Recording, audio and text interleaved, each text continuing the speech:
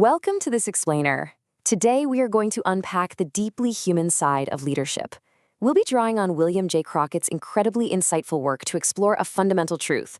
We're going to see why technical expertise alone is literally never enough to successfully lead a team. So if you've ever wondered why brilliant individual contributors sometimes really struggle when they get promoted to management, well, you are in the exact right place. Let's dive right into this. Let's kick things off with a slightly provocative question, just to challenge a really common assumption we see all the time. In so many organizations, we just naturally assume that being the absolute best at your job, having the highest sales, writing the cleanest code, or just knowing the absolute most about the product, naturally makes you the best person to lead the team. But is that actually true? Can raw intellect and technical know-how really replace the ability to connect with people? The short answer? No way. A core thesis from William J. Crockett's work perfectly illustrates why. He says that technical knowledge makes you competent, but interpersonal skills help you become effective with people. True leadership effectiveness requires the ability to genuinely understand, motivate, and deeply connect with others. Think about it. You can have all the right technical answers, but if you can't communicate them, or if your team frankly just doesn't trust you, well, that knowledge essentially becomes useless in a leadership context. All right, Section 1. Beyond technical expertise. Let's actually look at what happens when a technically brilliant manager completely lacks the interpersonal skills needed to get genuine cooperation from their team. There is a huge, striking contrast between a boss who relies purely on authority to bark orders versus a leader who uses influence to make people actually want to contribute. The weak approach relies entirely on a title. Do this because I'm the boss. Sure, people might comply, but usually that's only out of obligation, resentment, or fear. We've all had that boss, right? It's incredibly frustrating. Now, the stronger approach immediately invites ownership. This is our objective. Let's discuss how we can accomplish it. That simple shift transforms a dictatorial command into a collaborative, shared mission. Moving right along to Section 2, Communication and Active Listening. As we move through this leadership skill model, we absolutely have to master the foundational tools of human connection. And it is absolutely crucial to remember the massive distinction between simply talking and truly communicating. Just speaking respectfully and clearly is not enough. You can transmit words and expectations all day long, but communication is only truly successful when the other person completely grasps your intended meaning. As a leader, the burden of ensuring that understanding falls entirely on you. You've got to check in, encourage real feedback, and confirm that the message they received is actually the message you meant to send. And hey, a huge part of effective communication is how you listen. When an employee is struggling, let's say with a new software system, a poor listener jumps straight to the fix. They say, "You just need more training." They immediately dish out advice without understanding the root cause. But an effective leader, they suppress that urge. Instead of just jumping in to save the day, they ask, which part is causing the difficulty? By actually paying attention and asking clarifying questions, you might just discover that the system itself is broken, not the employee. Okay, let's hit Section 3, Trust and Emotional Intelligence.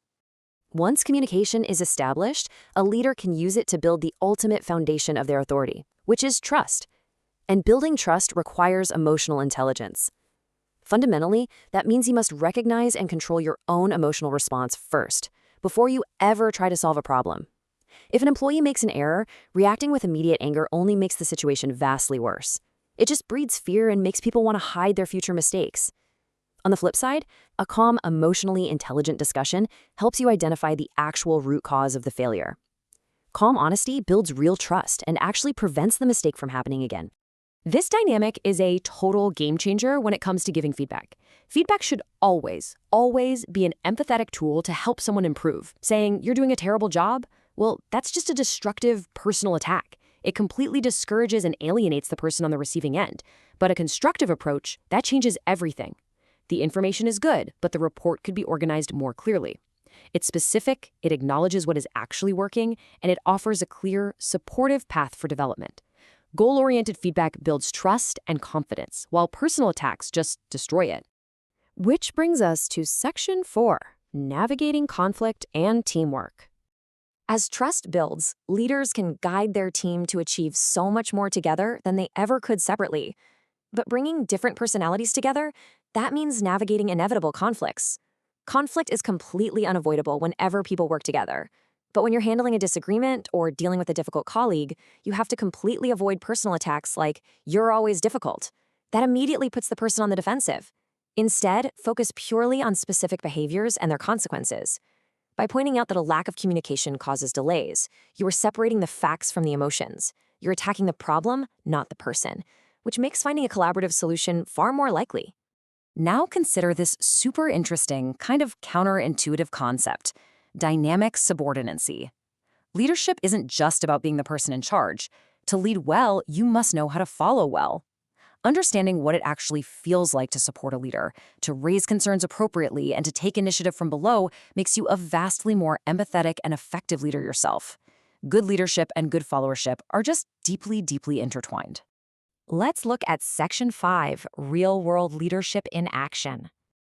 Let's take these concepts out of the abstract and apply them to a practical, everyday scenario.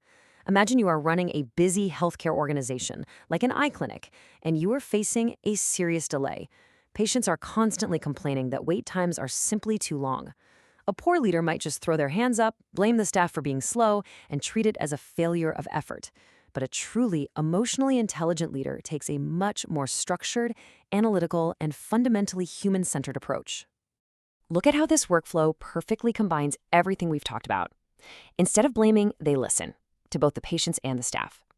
They identify the specific bottleneck, they collaborate to improve the workflow, they communicate the new process clearly, and finally, they monitor the results. This approach uses active listening, problem-solving, and teamwork to respect all the roles involved, from the optometrist to the receptionist, and it actually solves the root cause of the delay. Finally, Section 6, 5 Daily Leadership Habits. To bring this all together and make it truly practical, let's distill these concepts down into actionable behaviors you can literally start using today. Try to make a habit of practicing these 5 things every single day. First, listen more and actively stop yourself from interrupting. Second, ask questions to find out what actually happened before making assumptions. Third, give at least one piece of specific, constructive feedback to help someone develop.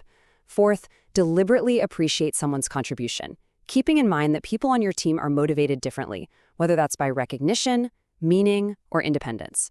And finally, take the time to genuinely reflect on your own behavior. The absolute crucial point is this. I want to leave you with one powerful daily reflection question to ask yourself tonight. Did my behavior today make it easier or harder for people to work with me? It's a great reminder that true leadership isn't based on your title or how smart you are. It's fundamentally about how effectively you work with, understand, and elevate the people around you. Thank you so much for joining this explainer, and we really hope you take these concepts straight into your next team meeting.